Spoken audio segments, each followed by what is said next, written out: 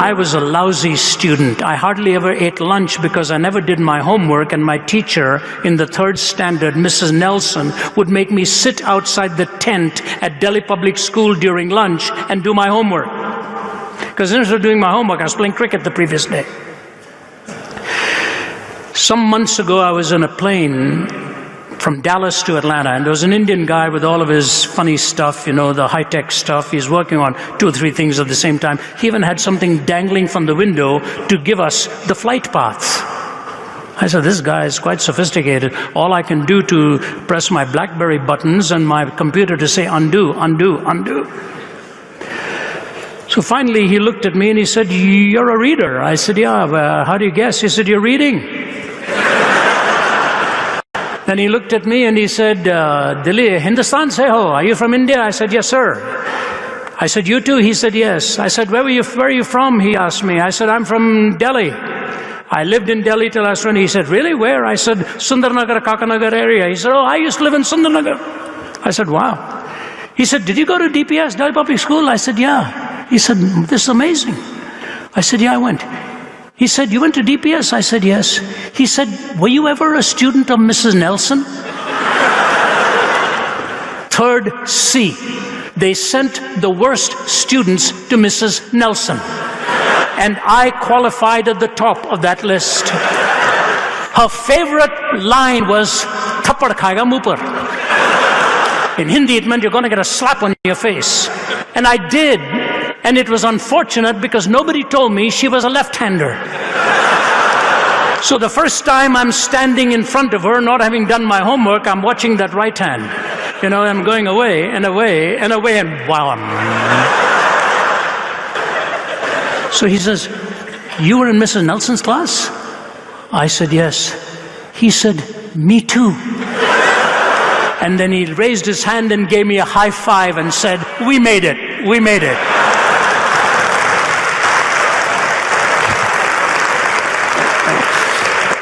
When I came back home and told my wife, she burst out laughing because I told her stories about Mrs. Nelson. I said, you never forget what happened in this plane from Dallas to Atlanta. You know, we think we know so much at the moment. We know very little of the Grand Weaver and his plan for the future. The finger of God is in all of history. Secondly, how they harnessed an arena of persecution and transformed it into a platform of opportunity. Just this week, the Archbishop of Canterbury, a very prominent evangelical, has written an article that Christian martyrdom is coming back to front and center all over as Christians are being offered to the lions once again, and it drew attention of the media.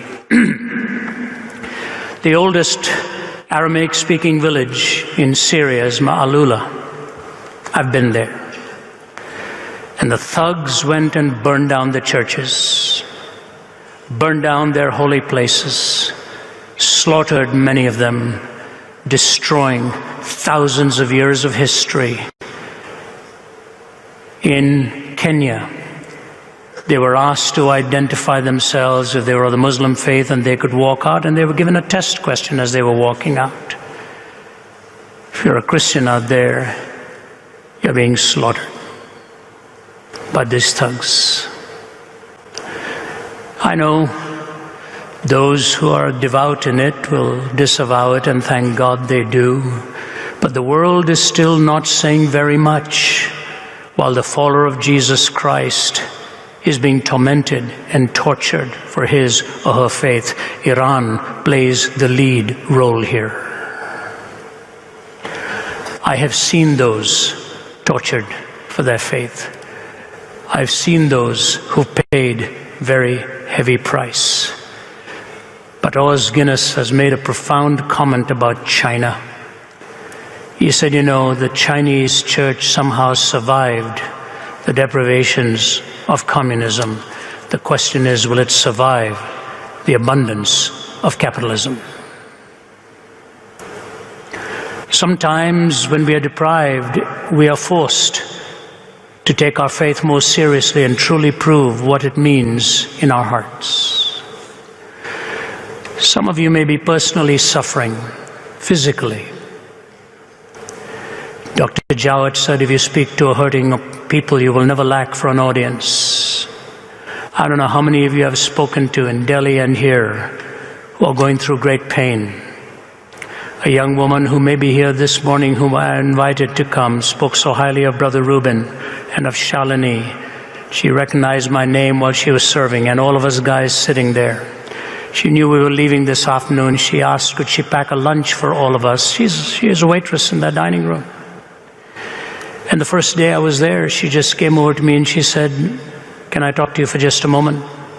And the tears started running down her face. She said, I'm a very unhappy woman.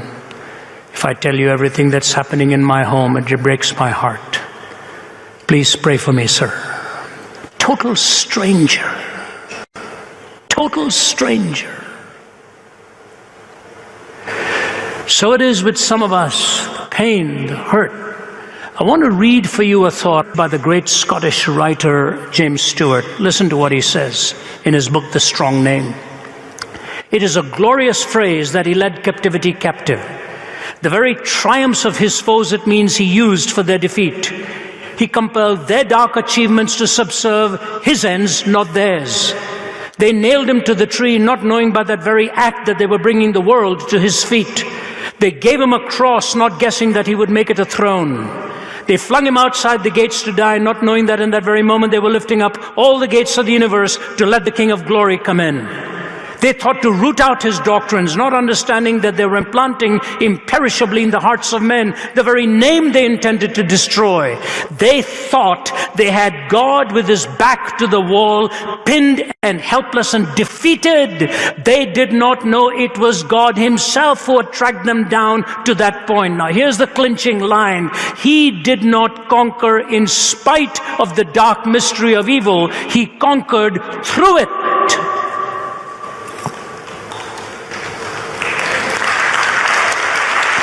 He did not conquer in spite of the dark mystery of evil. I don't think this is a word game he is playing. God conquers in your life and mine through the dark mystery of evil. You see, we were given only one prohibition. Do not eat of the tree of the knowledge of good and evil, because on the day that you do, you'll be as God, knowing good and evil. What it really meant was, don't play God. Don't play God. Because if you play God and define good and evil, everything else becomes up for grabs. They disobeyed that, and ate of the tree of the knowledge of good and evil, quote. Have you looked at our world now? Every tree is protected except for the tree of the knowledge of good and evil. We've redefined everything. And what chaos in this world in which we live. If you're going through suffering and pain, I urge you to seek God each day and ask him what he wants to accomplish through it. What does he want to accomplish through it? I look at my own life many times in all that went wrong and at the moment seemed insurmountable. And today all I can say is I thank God that he brought me through it and taught me what he wanted me to learn. Malcolm Muggeridge says this, contrary to what might be expected, I look back on the experiences that at the time seemed especially desolating and painful with particular satisfaction. Indeed, I can say with complete truthfulness that everything I've learned in my 75 years in this world and everything that has truly enhanced and enlightened my existence has been through affliction and not through happiness, whether pursued or attained. In other words, if it were ever to be possible to eliminate affliction from our earthly existence by means of some drug or other medical mumbo-jumbo, the result would not be to make life delectable, but to make it too banal and trivial to be endurable. This, of course, is what the cross signifies, and it is the cross of Jesus Christ more than anything else that has called me inexorably to Christ. You know, V.S. Naipaul wrote about India, the Trinidadian Indian, wrote the book A Wounded Civilization. Yes, India has lived through a lot of wounds. The whole film Mother India, Nagari Nagari Dware Dware, Dhundure Savariya, you're looking for some respite, some rest from Nagar to Nagar, from river beside, whatever, you keep going. So has China, so has Russia. These countries have endured a lot of pain. Maybe out of the civilizations that have experienced much pain, the cross can come through with shining beauty, and the empty tomb can be presented as the greatest hope for humanity. I just want you to know that the mystery of suffering is not as elusive as we may sometimes think it is. The early church conquered, and how they harnessed an arena of persecution and harnessed it to a platform of opportunity. Let me move to my final thought. Number one, as we saw the finger of God in all of history and Christ as its central figure, how they harnessed an arena of persecution, transformed it into a platform of opportunity. And number three, how they saw priority of an individual over methodology. This is my key point. The priority of an individual over methodology. You know, we can memorize our answers, we can copy our answers, but in the end, God's answer through you is you. It's you. The way He has made you. No, the message is not about you. You are not the centerpiece, but it's the way He has made you individually. I was talking to Brother Anand Mahadevan earlier, and his testimony was first published. I was thousands of miles away, and I immediately copied it, put it on my computer, on my BlackBerry, and I read it to so many people. God used him in the place He placed him. It's the same with you. It's the same with me. He's made you so unique, so unique. You are without replication. It's sui generis, one of a kind. The day you accept that you are the way He hardwired you and softwired you and made you to be who you are, you will take that moment and realize He can use you in a place and setting that He can use nobody else. Billy Graham was asked once by a reporter, I've heard many preachers better than you, how come He's chosen you to be the evangelist to the world? Dr. Graham was a very humble man and a very shy man. Looked at him and said, you know, when I get to heaven, that is going to be my first question. Why me? Why me? If you will go away with this closing truth today, He has made you unique for His cause and placed you where He wants you to be. He's the grand weaver. He's the great designer. He has His Wesleys and Spurgeons and McShanes and Andrew Murrays and Bonars and all of them. But He has you. He has the Haydens, He has the Sanjas, He has the Lukes. He will call you by name. He has you. I want you to think about this and meditate upon it. Because you know what? When you think about it in these terms, Joseph didn't write a book on 50 different dreams and how to interpret them.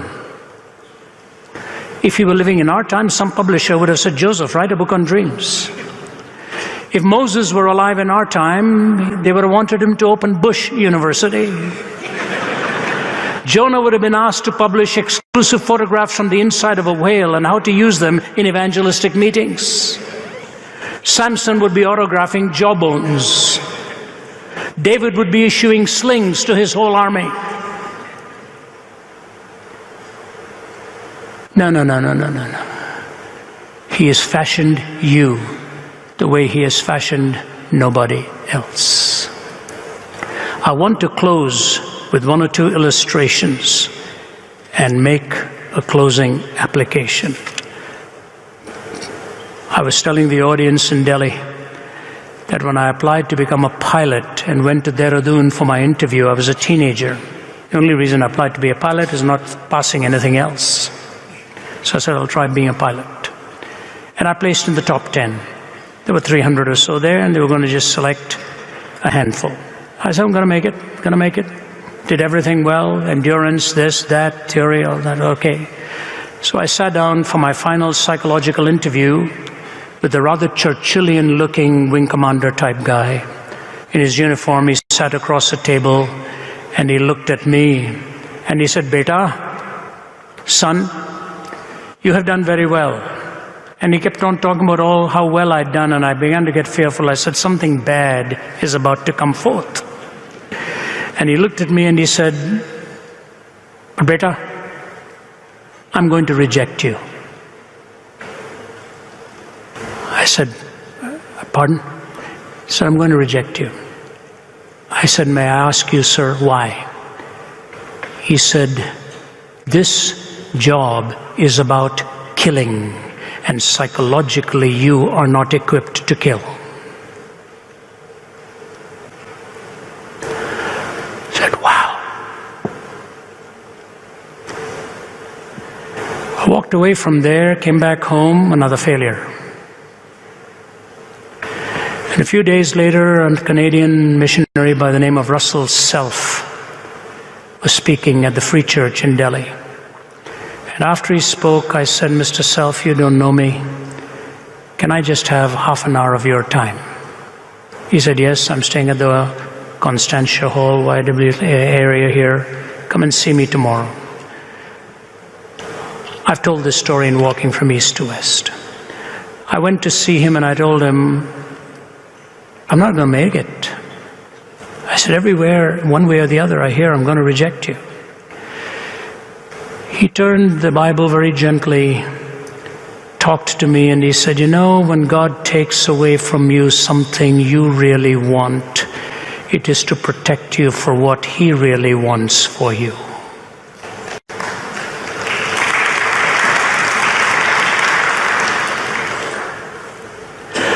His family traveled for miles in Toronto once to come and meet with me because they'd read this story about their dad, Russell Self. I said, yes, Russell told me these words, and he opened to Psalm 37:5 and gave me that verse. I still sign it many times when I'm signing my book, Walking from East to West, either that or Romans 1:16. If God had not blocked my way all those steps, how could He have ever opened the way to where He wanted me to be? That's it. How could He have ever opened the way to where He wanted me to be if I had not responded to what He's blocked me from? So I want to close with an application for you all. I told Reuben, I said, Reuben, a conference for conference sake will come and go. And we do a lot of conferences around the globe as guest speakers. I said, my prayer for this conference is that God will raise up some young men and women for a change of course in their lives and maybe make them some of the finest apologists the world has ever seen. That's my prayer. I've prayed for you that out of this, just forget the age right now. Disregard the age. It may be that as a young man or a young woman or a middle-aged, it may be wherever you are, that God has a plan for you to become an articulator and an evangelist, an apologist for God's kingdom. And when you go from here, two things need to happen. The call inside your heart and the gift affirmed by others. So it's not just that I feel impelled, but that others are affirming in me that this ability, this gift, this skill is a gift from God. Not for your own doing or your own enjoyment, or you will implode under the weight of egotistical pride. That's not what it's about. If He impels you from within and compels you from without, He will open the opportunities. And my prayer for this conference is that even as the hard work has gone on by others and the investment has been made by so many, and we've merely invested a few hours in coming here and some thoughts and in pouring it out, that God will raise up from this conference some men and women who will become evangelists, who are undergirded by apologetics, to become proclaimers of the gospel, giving answers to men and women here and around the world. That's my prayer. And if that's what happens in your life, you have to be seeking it, and others need to be reaffirming it. Maybe He'll call you somewhere else. Maybe He will keep you where you are. In the early church, a story from Fox's Book of Martyrs, a man by the name of Telemachus, living in a little village, old man. And the word of God comes to him to go to Rome and proclaim. He didn't like Rome. He didn't want to go to Rome. But that impelling was there, and he goes. He goes to Rome and walks in through one of these arenas where a gladiatorial fight is going on. He had no idea what this was about. Shocked to watch the bloodletting orgies going on. And he stands up in the middle of that crowd and shouts out, "In the name of Christ, stop this thing. In the name of Christ, forbear." And in that amphitheatrical setting, his voice resonates, and he's running down the steps. In the name of Christ, stop this thing. Gets into the middle of the arena, and the muscle-bound gladiators watching him coming, voices come from the stands, "Run him through, run him through." And he's heaved down and plunged through, and he's falling on the ground to whisper one more time, "In the name of Christ, stop this thing." The biographer says many other forces came together, but the death of Telemachus sealed the opposition so that there was never more a gladiatorial fight in the Roman arena.